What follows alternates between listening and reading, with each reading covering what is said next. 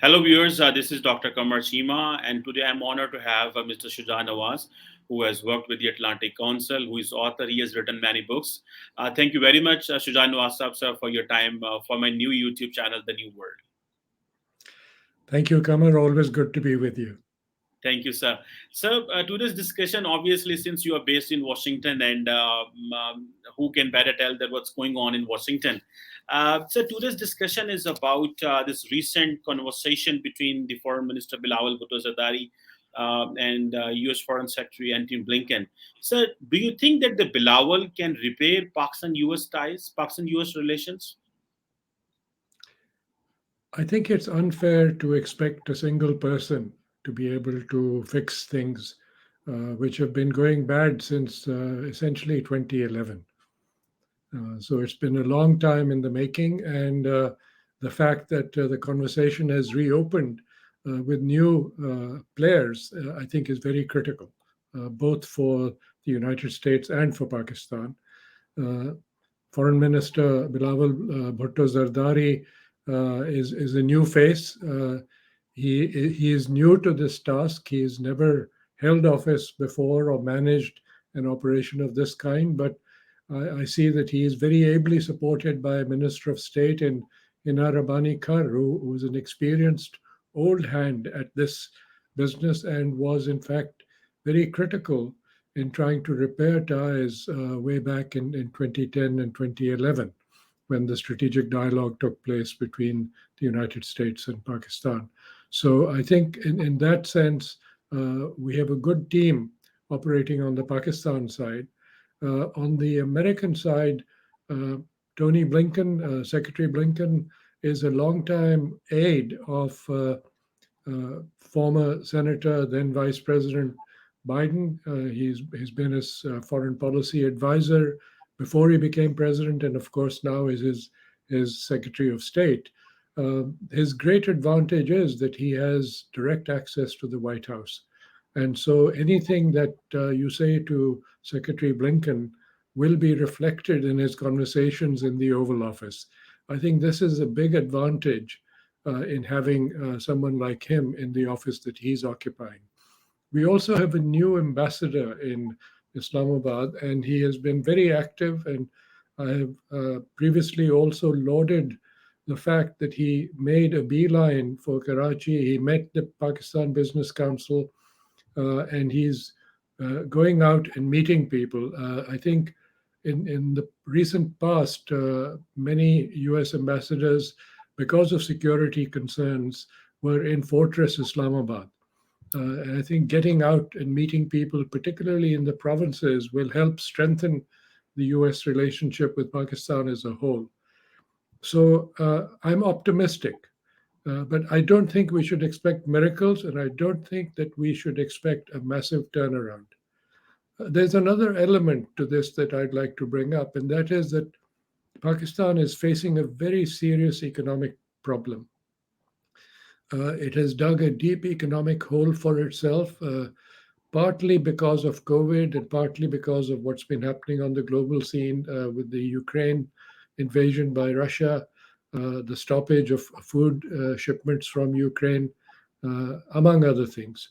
But I think Pakistan also went on a spending spree in the last couple of years of Prime Minister Imran Khan's government, and that has put it in a hole. So it will have to cut back on its expenditures, take a very hard look at the state owned enterprises domestically, both civil and military, and make some sacrifices in order to avoid the prospect of stagflation, which is a stagnating economy, maybe a falling economy, accompanied by a high rate of inflation, which currently exists in Pakistan. And here the United States can help, not simply with bilateral assistance. So bilateral assistance can help, but the US can help through the international financial institutions. And I think that is really where the focus should be. So there will need to be a strong partnership between the Foreign Ministry and the Ministry of Finance and the State Bank of Pakistan in sorting out these affairs. Well, Shujasab, since you have comprehensively explained and about this, that obviously there is a huge baggage. But recently, the Pakistan's government just said that we are going to contract the American administration directly for a favor at the IMF. And we have seen that a new tranche, which was yet to come from the IMF, has not come, and they are asking us to take certain difficult measures further, where the electricity prices have just increased today for 1 month. So, how do you see that the Americans can help in pushing the IMF money to Pakistan? Because the money is not coming, and the rupees value has just even fallen today, and it is now $1 is equal to 208 rupees. So, what do you think that can US push IMF for that matter? And do you think this conversation with Secretary Blinken and the Foreign Minister Bilawal can make some difference? Because we have not seen any statement from the US on that. Well, as I explained, Qamar, the problem originated in Pakistan because of mismanagement of the economy, and the solution is going to originate in Pakistan.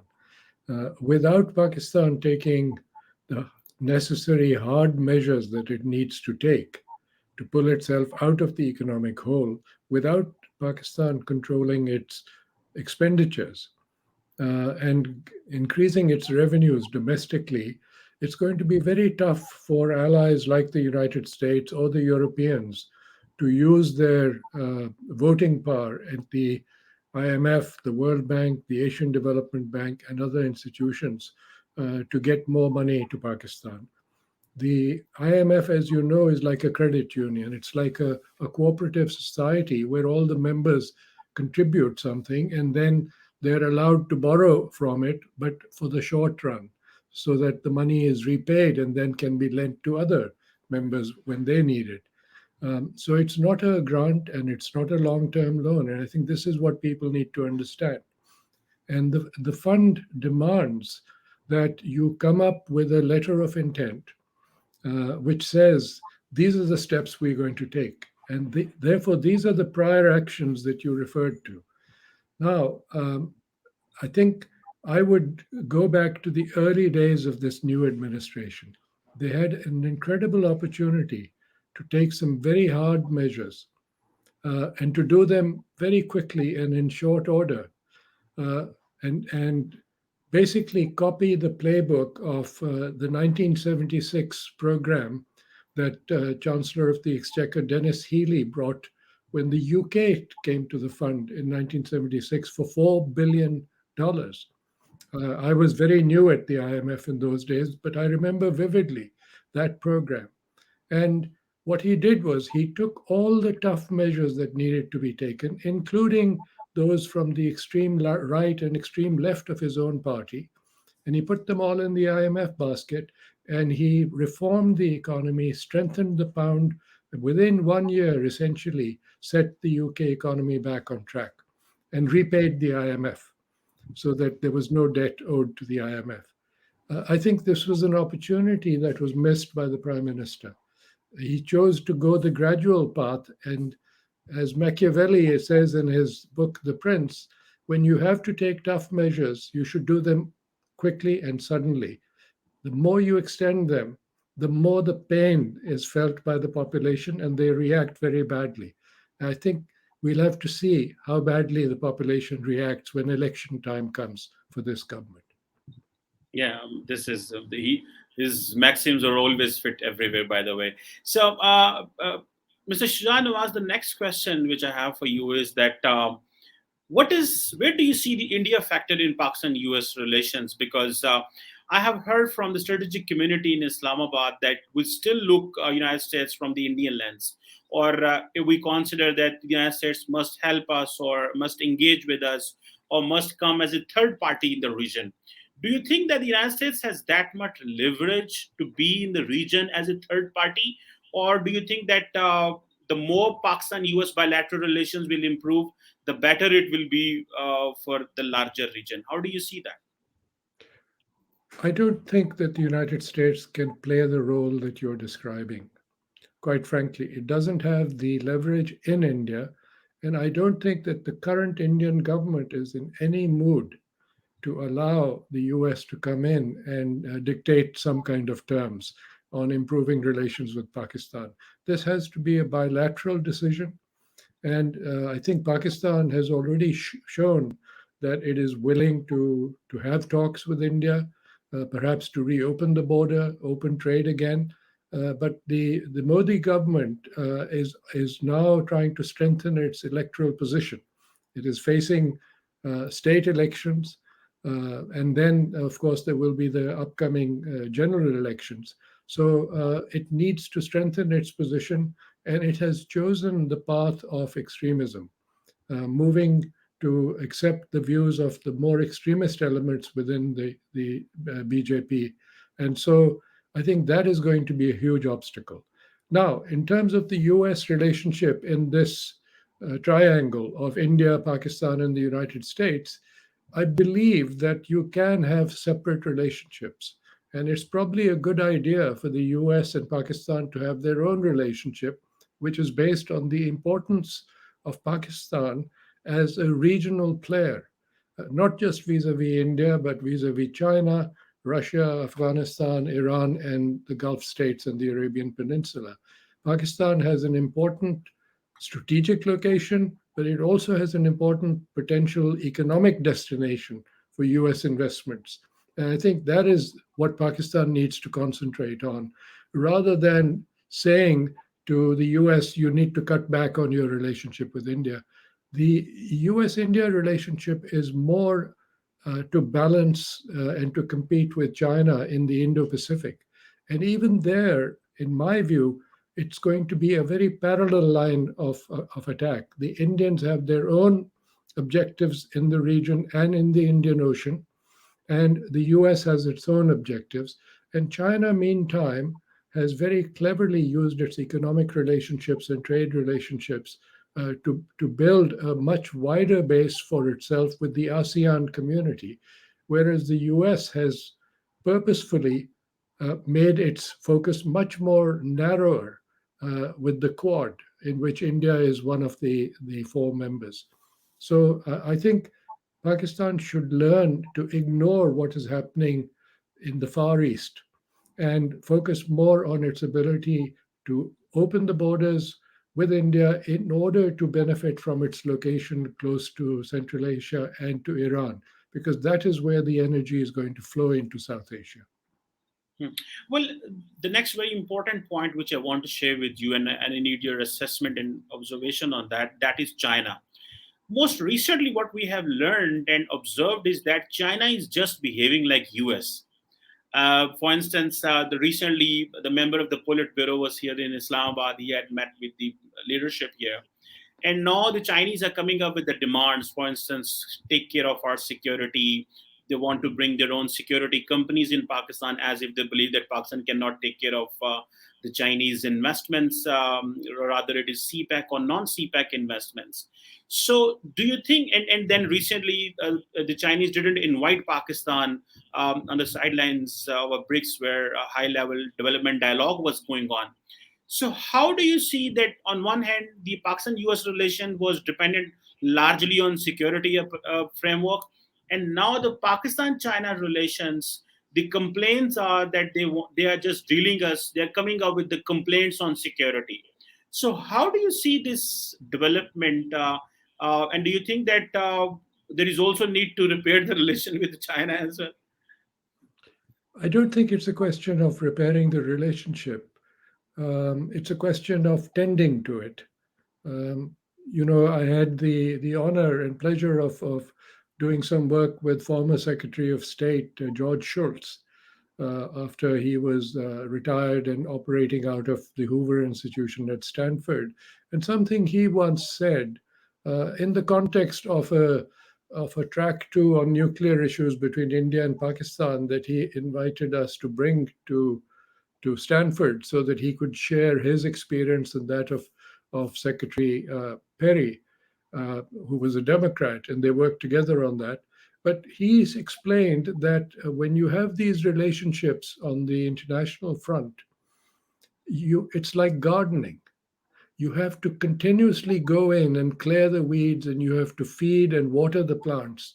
You can't take relationships for granted. And I think this is something that Pakistan needs to learn from.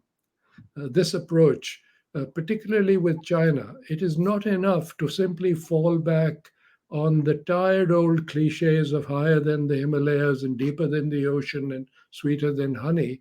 You have to have actions on both sides to back it up. Now, in all honesty, the Chinese are good businessmen. They make long term investments. They continue to see Pakistan as a long term investment.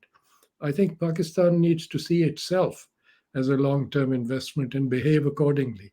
Now, remember, Pakistan did offer that it would undertake the Western corridor of the CPEC with its own money, and it hasn't really done that.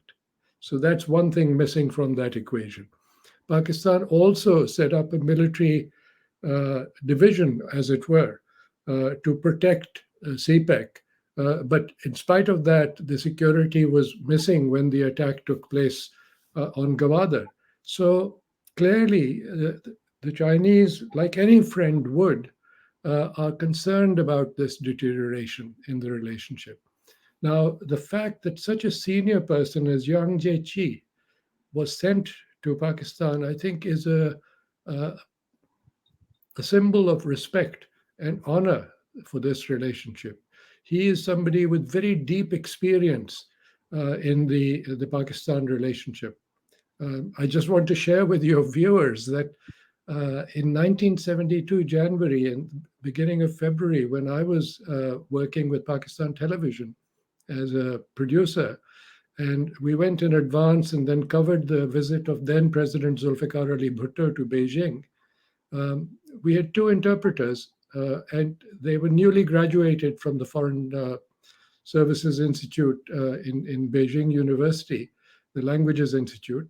And one of them was Yang Jiechi, and he was a very smart, well-groomed individual who has grown in his job, who has been the Chinese ambassador to the United States. He was foreign minister for so long and a very successful foreign minister, and now he's the senior most foreign policy advisor in the Politburo. So the fact that he came and he met with the Pakistani leadership, including the army chief, I think shows the kind of importance that China attaches to this relationship. I don't think that Pakistan should take this amiss. It's time to do, as they say in the military, when you fall out of step during the parade, you do a shuffle step and then you get back in rhythm and in synchronicity. And I think this is the time for that shuffle step to take place between China and Pakistan. Maybe this is a good advice. So moving towards the last question, which I have for you, and that is very important.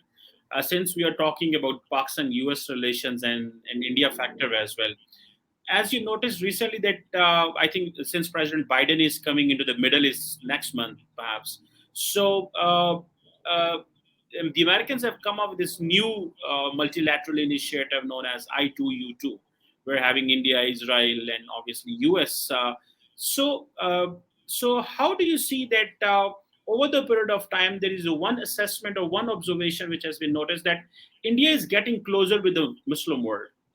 So in that way, either it is the India-Saudi Arabia relations, or India is getting closer with the Emiratis, having $100 billion trade by 2030, or overall, it seems that India wanted to neutralize the OIC for Kashmir and using its personal bilateral relations and personal influence and personal ability as well, as you were mentioning earlier. So do you think that the Middle Eastern powers or the Arab powers like the UAE and Saudi Arabia do have some influence over India, or do have some sort of engagement, if they can have, to mend Pakistan or to bring Pakistan and India closer? Because the role which, as you mentioned in your earlier observation, that the Americans cannot play. Do you think that the Arabs can play that role in bringing Pakistan and India closer? You know, Qamar, money matters and trade matters between countries.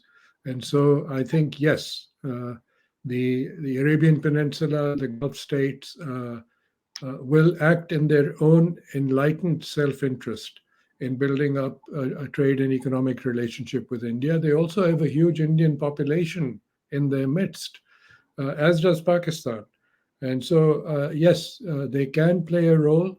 However, I think in the end, it has to be a bilateral relationship between India and Pakistan. And unfortunately, as I said, currently, because of domestic political considerations, the Indian government is unfortunately choosing to take a detached view and a high and mighty view, which I don't think is good for India or for Pakistan.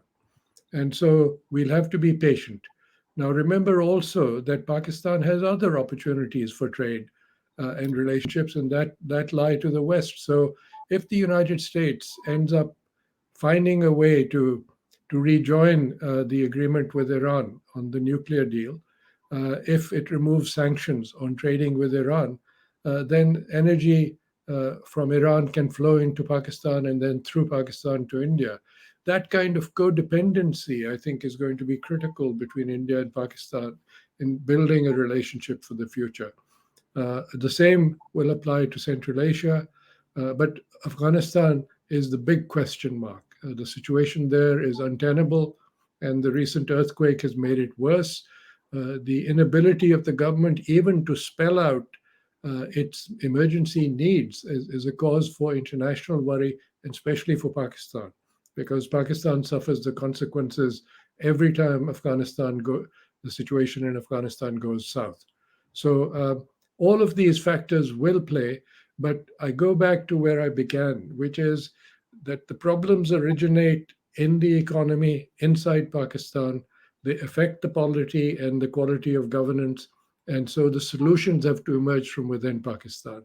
And in that, there needs to be an effort by both the civil and the military leadership to take a longer term view, to depersonalize decision making, and to allow the economy to flourish by allowing the middle class and the business interests to establish themselves without the regulations or the heavy hand of government on them. So there's a lot to ask, but you have to take the first few steps in that direction, and you can't keep postponing decisions. Yes, there is a lot in this discussion for our policymakers, for politicians, and definitely for the students of international politics. Thank you very much, Mr. Shujan Nawaz, for giving a holistic view of this Pakistan-US relations and how what Pakistan needs to do. And obviously, the solutions are within Pakistan, and the solutions are not in Washington or London or anywhere else. Thank you very much for your time, sir. Thank you.